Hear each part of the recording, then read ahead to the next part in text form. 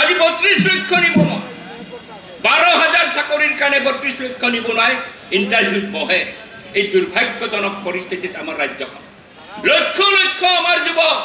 বহিৰ্ৰাজ্যত গৈ কাম কাজ কৰি আছে তাৰ পিছত হেমন্ত কৈছে উন্নয়ন উন্নয়ন উন্নয়ন কিহৰ উন্নয়ন তেওঁতো কৈছিল যে মই দুৰ্নীতিমুক্ত প্ৰশাসন দিম বিজেপি বাৰে বাৰে কয় তেওঁলোকৰ প্ৰথম ইঞ্জিন যিটো আছে দিল্লীত সেই ইঞ্জিনত সৰ্দাৰ নৰেন্দ্ৰ মোদীয়ে কৈছিল না খাওঁগা না খানে দুংগা খানা খাওয়া নাখাওঁ নিদিওঁ খাব নিদিওঁ কওক আজি হেমন্ত বিশ্ব শৰ্মা আজি ভাৰতবৰ্ষৰ ভিতৰত আটাইতকৈ দুৰ্নীতিগ্ৰস্ত মুখ্যমন্ত্ৰী হিচাপে হেমন্ত বিশ্ব শৰ্মা চিহ্নিত হৈছে আটাইতকৈ বেছি দুৰ্নীতিগ্ৰস্ত মুখ্যমন্ত্ৰী কি কৰিছে তামোল পাণ বিক্ৰী কৰি পঢ়া শুনা কৰিছিল সেই গৰ্ব কৰিছিল আজি তেওঁৰ ঘৈণীয়েকৰ জৰিয়তে আমাৰ সুপ্ৰকাশ তালুকদাৰে কৈছে 3টা চেনেলৰ মালিক মাটি য'তে ওলাইছে তাতে কিনিছে কলিয়াবৰত মাটি মাজুলীত মাটি গুৱাহাটীৰ আশে পাশে মাটি মৰিগাঁৱত মাটি আন্তৰ্জাতিক স্কুলৰ মালিকানা এতিয়া ধৰিছে চাহ বাগান কিনাত আনকি কাজিৰঙাৰ ভিতৰত গৈ 7 ষ্টাৰ পৰ্যায়ৰ আজি ৰিসৰ্ট খুলিছে 5 ষ্টাৰৰ ওপৰত সেই ৰিসৰ্টৰ আজি ব্যৱস্থা কৰিছে কোন ৰিনিকি ভেয়া মুখ্যমন্ত্ৰীৰ পত্নী সম্পত্তিৰ পাহাৰ গঢ়ি তুলিছে য'তে মাটি তাতে কিনিছে য'তে মাটি তাতে কিনিছে অকল মুখ্যমন্ত্ৰীৰ পত্নী নহয় এইখন মন্ত্ৰী সভাৰ প্ৰতিজন মন্ত্ৰী মই চ্যালেঞ্জ কৰি কৈছো প্ৰতিজন মন্ত্ৰী চাহ বাগিচা কিনাত আৰম্ভ কৰিছে মাটি ওলালে কিনিছে প্ৰতিজন মন্ত্ৰী মাটি কিনিছে আমিনগাঁৱৰ আশে পাশে মন্ত্ৰী মাটি কিনিছে কাৰণ আইনস্খন বহিছে ৰাজধানীখন লাহে লাহে উত্তৰ পাৰে নিব হিমন্ত বিশ্ব শৰ্মাৰ অভিলাষী আঁচনি আৰু মন্ত্ৰীসকলক আশে পাশে মাটি কিনিবলৈ দিছে চাহ বাগিচা কিনিবলৈ দিছে এই ধৰণৰ লুণ্ঠন তাৰ পিছত কয় দুৰ্নীতিমুক্ত প্ৰশাসন এই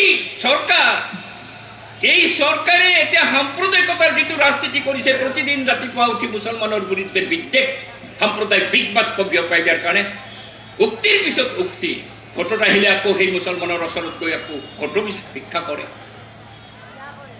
আটাইতকৈ সাম্প্ৰদায়িক মুখ্যমন্ত্ৰীজন আজি আমাৰ ৰাজ্য অসমত আছে এনে এক অৱস্থাৰ মাজত আমি 24তম পাৰ্টি সন্মিলন যেতিয়া সংগঠিত কৰিম আমাৰ সন্মুখত এটাই লক্ষ্য আমি স্থিৰ কৰিবলৈ বিচাৰিছো এটো হৈছে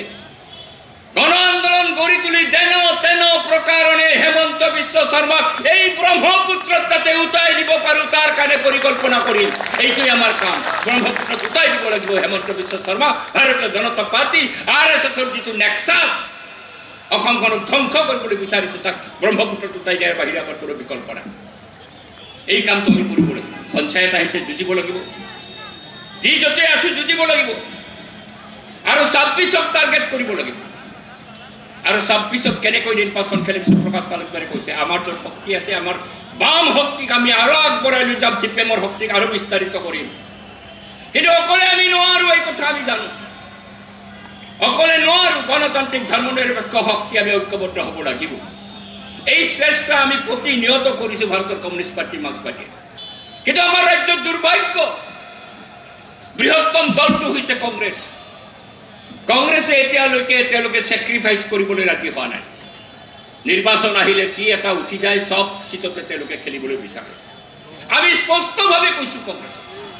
যদি বিজেপিক পৰাজিত কৰিবলৈ তোমালোকে বিচৰা তেতিয়া হলে নামি আহা দললৈকে নামি আহা সকলো গণতান্ত্ৰিক ধৰ্মনিৰপেক্ষ ৰাজনৈতিক দলক ঐক্যবদ্ধ কৰা আমি সেই আহ্বানে ৰাখিছো স্যাক্ৰিফাইস কৰিব লাগিব কংগ্ৰেছে আৰু কৰে যদি কৰে মই স্পষ্টভাৱে কৈছো 26ত হেমন্ত বিশ্ব বিজেপিক আমি পৰাজিত কৰিব পাৰিম ইতিমধ্যে বাই ইলেকশ্যনত তাৰ আমি ইণ্ডিকেশ্যন পাইছো কটকল ঢলাই